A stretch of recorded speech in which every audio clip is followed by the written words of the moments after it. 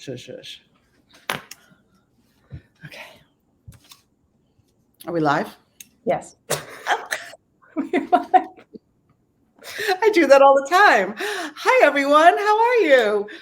This is Diane Needle, and tonight's Sellers Series, starting promptly at 7 o'clock. I think, are we on week 4, Kaylin? Yes, we are. This is episode 4. Episode 4. So Kaylin is joining us, and a past client and friend, Mike Abramson, is joining us. Thank you, Mike, for being here tonight.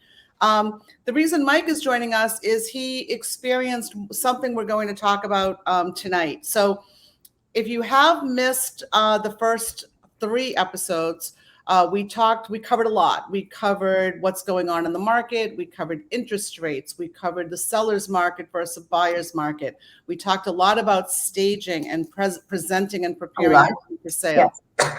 And who's that talking? Was that you? I don't know what that was. Anyways, so I'm a little verklempt. I literally just ran back, checking out one of my new listings that's being staged right now. They just finished, just getting dark, and oh my God, it looks amazing. So I do walk the talk.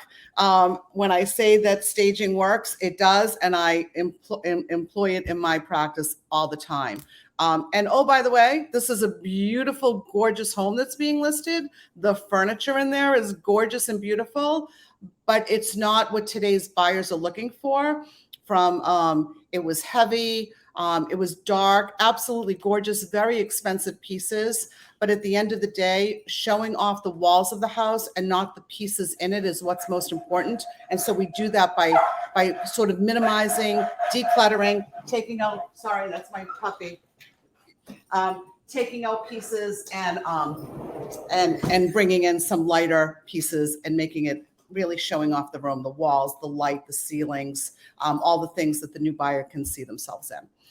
So, hey, hi, Tim Macy. Thank you for joining us tonight. So I think that let's start with the slides, Kaylin, that you prepared. Tonight, we're going to talk about the top 5 things that you need to do when you are needing to sell and buy. Okay, so there are many sellers who they decide to sell their house. They either already own a property, perhaps they have a second home, they're a snowbird, perhaps they have a summer home on the beach, perhaps they're just planning on traveling or renting for a while. But for many sellers, they are doing a next step. Right? They're either selling to upsize, they're selling to downsize, and they can't be homeless, right? So how do they sell and buy at the same time? Meaning that's the goal. The goal is not to own 2 houses. The goal is to only own one, but how do we do it? And I think that's a struggle that a lot of sellers that I've met with face. And we're going to talk about the options tonight and what might be the best situation for you, depending on your financial situation, depending on your level of tolerance for stress, your timeline, what you end up buying, what the market's like, all of those good things. So let's get into it. Okay. Kaylin, am I supposed to share it or are you?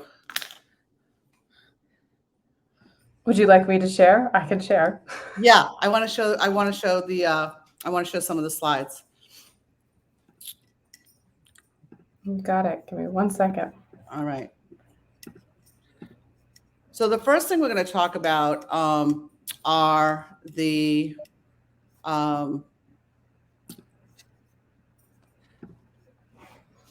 we're going to talk about. So if you guys have questions, like I said, on past shows, I have answered many questions about staging, the market, et cetera. So post your questions. If we can get to them tonight, we will, or we'll get to them on another episode. But tonight we're going to address the 5 top things sellers need to know if they're buying and selling at the same time, or the goal is to sell and buy something else. So let's start with number 1. Number 1 is market conditions. About you as a seller, you need to know what the market conditions are. What kind of market are we in? That makes a big difference. To stay relevant, let's talk about the kind of market that sellers are in today. They're in a market with low inventory, very competitive. It's a seller's market. So they're not going to have any trouble selling, right? You hire a good realtor, you get the property staged, you price it well. The conditions are in your favor, you'll do very well selling. And then what will happen? You will be homeless because you won't be able to find a place to live. It's very competitive. You'll be putting offers in on homes. You may have to go over asking price. You may not get the home. So putting your home on the market to sell in a seller's market is very tricky when you need to buy something else. So you need to know what kind of market we're in. If we're in a buyer's market and it's going to take you a really long time to sell, well, you're going to make different decisions based on that. You might want to be putting your house on the market now, knowing that it may not sell for 6 months. Not the kind of market we're in right now, but that could happen, right? Everything is cyclical. So we will see that probably again in our lifetime. All right. Number 2, how to be a competitive buyer. So knowing that today what we're in is a seller's market, you really need to position yourself to be a competitive buyer in a seller's market. So we're going to talk about the options. Now, obviously, you want to assess your budget, you want to know what you're looking for, but more than that, to be a competitive buyer, you want to go in and make an offer really without as many contingencies as possible. Now, needing to sell a home in a seller's market is not going to be advantageous to you when you put an offer in. So if I'm a listing agent and a buyer comes along that needs to sell a home, that's not going to be the most attractive offer. So as a seller, I've met with sellers and they're like, oh yeah, we want to get a new house, we want to downsize, we want to upsize. And they think it's like, okay, let's go shopping for a house. Until I ask the question, well, let me ask you a question. Do you need to sell this house in order to buy your next house? What do I mean by that? Well, if you don't sell your house to buy the next house, then you're going to be carrying 2 mortgages. So the first question is, if you were to talk to a lender today, can you afford, from a banker's perspective, to carry 2 mortgages, right? And they have to tell you that. If you can, that's going to be one scenario. And suggestions that I have for that we've employed and that has been very successful. One of them is if you have been in your house for a long time, you can pull cash out. Okay. You've been in your house, perhaps you had a 20 or 30-year mortgage and you've been in the house for about 20 years. Perhaps you've paid off your mortgage. Now you want to go and downsize, you want to move to the Cape, you may want to move to Florida. One effective strategy we've had our sellers do, they go to the bank, they get an equity line, right? They put an equity line, they have a ton of equity in their house. The value of their house has gone up tremendously. Many times, especially on the downsizing part of this, they're going to be spending less than they're selling for. So they can get that equity line on their property. They can have cash in hand to go and buy that next house or know that it's there. The intent is still to sell, but they have the cash there that they can go in and put in an offer knowing that it is not subject to the sale of their home. I hope that made sense. Did that make sense? Did everyone follow me on that? All right. If you didn't, let me know and I'll go back. Another way is to borrow from a 401k. You can borrow, I believe, from a 401k without penalty. You have to pay it back in a certain set period of time. But if you do that, you can borrow against a 401k and pay it back. It's another way to become more liquid, have more cash, especially if your cash and your equity is tied up in the home that you already own. All right. So those are a few ways how to become a competitive buyer when you need to sell and you're looking to buy. All right, let's go to number 3. All right, so there's 3 scenarios we're going to talk about now, okay? Are you going to sell before you buy? Are you going to buy before you sell? Or do you want to do both on the same day? So let's talk about the first one, selling before buying. Pros to selling before buying. Well, A lot of people are calling me now and saying, let's sell, the market's amazing, I'm going to make a ton of money. And then they go, but where will I go? So that becomes quite challenging. The pros: take advantage of market conditions. If you sell today, you're going to sell high, you're going to do very well. You'll get your cash out, you put it in the bank, and now you're ready to go buy something whenever you find what's right. The other pro is there's no time pressure to buy, right? If you're able to sell before you buy, you sell the house, you have to go somewhere else, but you have the cash in hand and the luxury of looking, knowing that you have the cash, and when you find the house you want to buy and put an offer in on, you're ready to go. And another pro of selling before buying in a seller's market, we do have, can you hear the squeaking? Can't make this up. He had to pick that toy, right, to chew during my series. In this seller's market, we're seeing a lot of rent back options, meaning the buyer wants your house so badly that they will say to you, let's close, it's August now, let's close at the end of October. Well, you as a seller may say, no, you know what? I'm planning on leaving my house and going to Florida at the end of December. You can buy my house at the end of October, but I'd like to stay through November and December. That's called a rent back. You will pay them rent in order to stay in the house. They will own your house, but you get to stay there for an extended period of time. In today's market, especially a few months ago, we were even seeing rent backs for $0. Buyers were allowing sellers to stay in the home and not even pay. Anyways, those are the pros of selling before buying. What are the cons? The cons are 2 moves instead of 1. All right, honey, let's sell the house. Let's cash in. We'll just go rent for a while until we find the next place to go. So now you're packing up your things. Maybe you have a big house. You want to keep a lot of stuff. You have to move into a smaller apartment. You're going to have to store all those items, right? Whether a self-storage unit, you have to put them somewhere. Move into this apartment. The living space may not be ideal, may not be something you're used to. And then you have to find another place to live. So it's a 2-step process. Those would be the cons, but that is an option. All right, let's go to the next one. Rocky, please. Okay. Selling on the same day as buying. Now, Mike, thanks for being on. You can talk about this. This is something that Mike did a few years ago, selling on the same day as buying. Many times, this is really the best option, right? Mike, you had a family, having that interim step is very challenging. And that's really the pro. You get to move from one house straight into your next house. You sleep in your old house that last night. You sleep in the new house the next night. Easy, done in one day, easy peasy. What are the cons to doing that? Well, let's see. We'll talk about that. Little stressful. Day of issues can delay and make complications, and lots of third-party coordination required. Just in one transaction alone, we are selling. There's a lawyer, there's a realtor, there's a seller, and there's a buyer. You gotta stop. There's a buyer, there's a buyer's attorney, there's another seller's attorney, there's another agent. There were movers, right? Moving you out, moving you in. There's buyers moving into your house that you're leaving. There's a walkthrough on the one you're selling. There's a walkthrough on the one you're buying. So there's so many moving parts.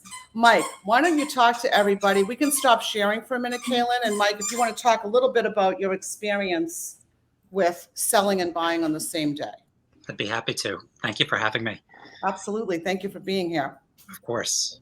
So, I think that is an amazingly powerful slide because the convenience factor is there of a single day set of transaction, right? You can, just as you said, move out of one house into the next one. And I'm sure in many instances that happens flawlessly and it allows for sort of a seamless transition from one home to the next.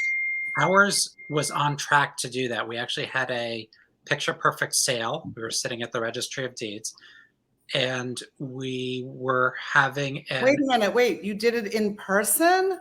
without I know. masks on? I know. This was pre-COVID. Clearly. The only masks I owned then were for Halloween. So yes, it was in person without masks on, and it was a great closing. It went well. We received the checks, to fund our next purchase.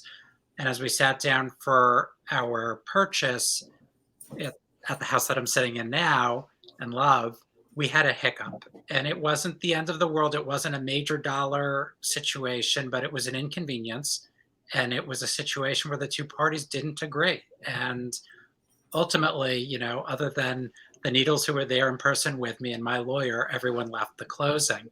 And it was an extremely stressful situation over, again, a low dollar issue. But our worldly possessions were sitting on a moving truck. We didn't have the key to the new house, and it was unclear how and how quickly it was going to be resolved. And everything actually fell into line.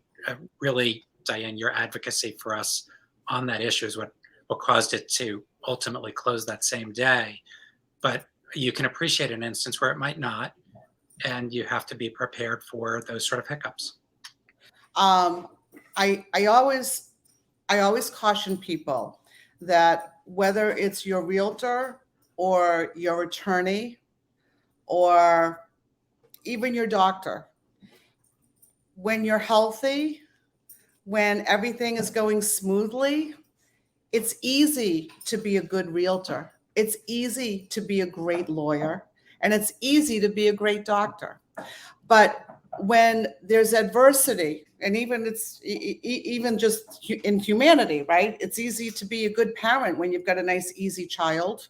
It's easy to be a good mother of a new puppy when the puppy's really easy. But when things get difficult and there are problems that arise, how important is it to have talent and people you trust on your side? And I'm not talking about me per se, but I'm talking really about hiring a great attorney, right? People think real estate closings are a dime a dozen. There's a lot of real estate closings happening. But the minute something like what happened with you, Mike, you need somebody who's been there before at the table with you, right? And that knows what to do. Because otherwise everyone's there going, I don't know what to do. So when I find people hiring an attorney, perhaps that maybe they're a personal injury attorney, but they're a friend of the family, right? You need to hire a professional realist, someone who's experienced in real estate closings and has been at the table when things do not go smoothly, because that's when it matters. When things go easy, everyone's a hero. But when things go bad, that's when you need the talent around you so that you can get your clients through to the other side successfully. Would you agree? Yeah, I agree entirely. But you know what? Having someone competent every step of the way is vital. So we were buying and selling at the same time, and we received some great offers on the sale of our home. And the best offer was the highest dollar, no inspection contingency, ready to go cash offer. And I said, great, let's go with that one, Diane. What you explained to me in the course of evaluating that offer and several others, we didn't take that offer? didn't take that offer because it was a contingent offer. So as great as it was, not all offers are equal. And so it was contingent on the sale of this gentleman's other home. And that was also under contract with a mortgage situation that was less than clear. So it was a set of dominoes lined up that all had to fall properly in order to ensure that I got the funding I needed to purchase this house that I was so excited about. Yeah. And having someone explain what it really can be apples and oranges comparisons of the different offers you get is vital, because jumping at the highest dollar figure is not always wise. Excellent. Good advice.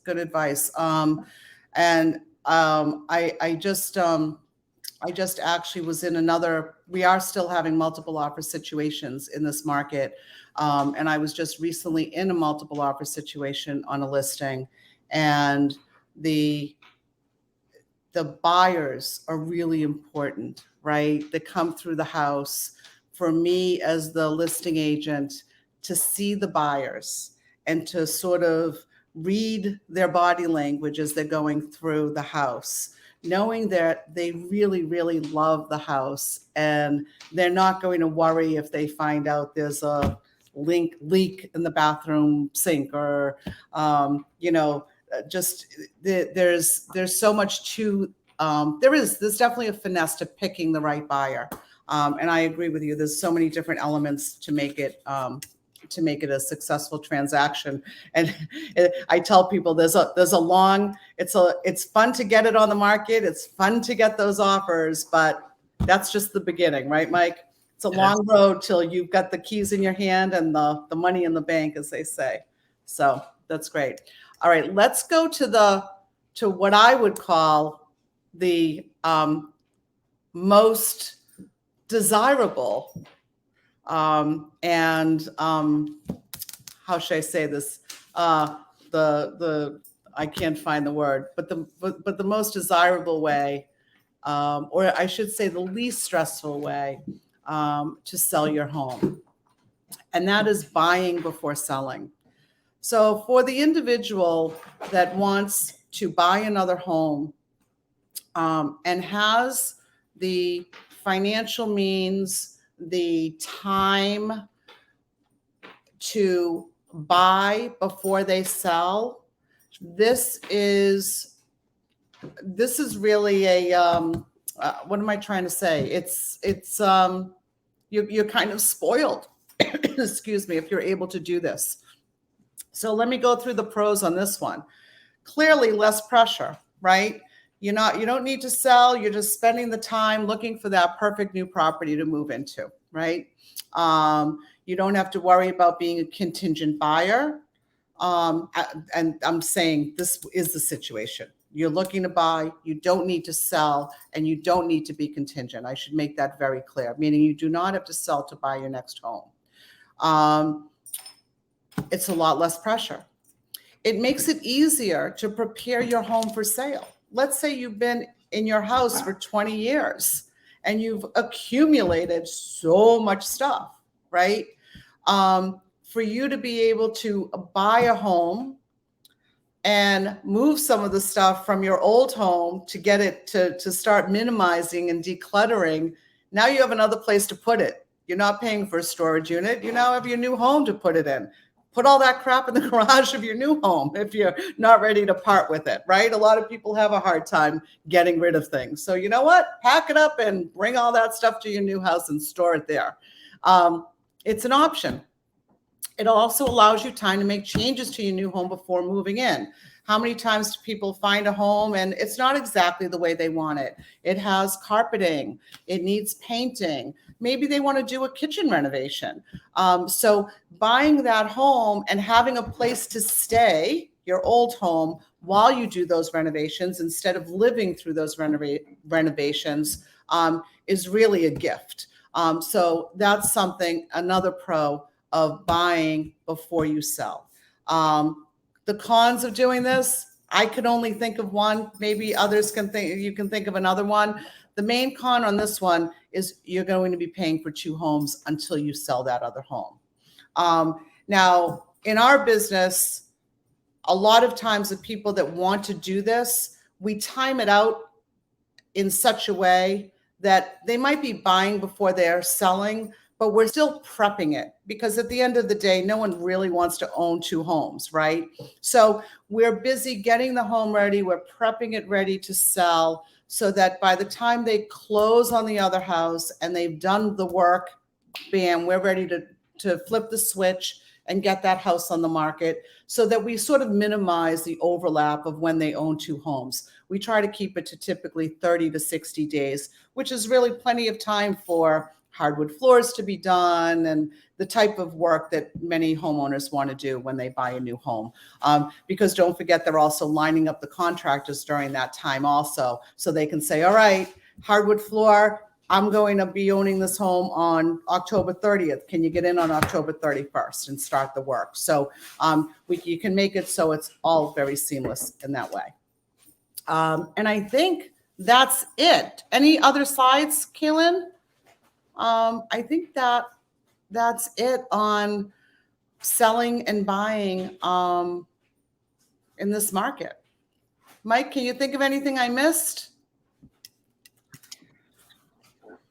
I can't. All right. I think, again, as long as you are working with people who know what they're doing, selling and buying on the same day, definitely the most challenging option in the three that we presented. And the most popular, I would argue. That is what most people want to do. Finances aside, that's what's easiest, right? That's what's easiest. And so timing it, knowing the market, knowing when your house is going to sell, knowing when you can look for another house, knowing if you need to be contingent or not. There are so many different factors involved before you pull the trigger and make this decision. And, that's part of what, I know that's part of what I pride myself on, is making sure that, Mike, don't take this the wrong way, but that you don't lose any more hair over it, right? But I'm bummed, right? I don't want anyone to be burdened with it, right? If I can take the stress away, and it's hard. I'm not going to do it. I'm not the one shelling out the money. I'm not the one getting the house ready. I'm not the one telling the kids to keep the house in perfect order because we might have a showing or an open house. But so no matter which way you slice it, it's not an easy transition. But I do hope that we provide the value to make it as seamless as we possibly can. For us, you definitely did. I didn't pay you to say that, but if you didn't say that, I won't invite you back. All right. Well, I think that's a wrap. We did a full 30 minutes tonight, and I thank you guys for coming on. And we'll be back here next Thursday. If there's any other topics that you want us to cover, let us know below. You can comment, and we'll see you next week. Thank you. Yes, and big thank you to Mike. Thank you, Mike, so much. Appreciate having you here. Thank you. Bye-bye.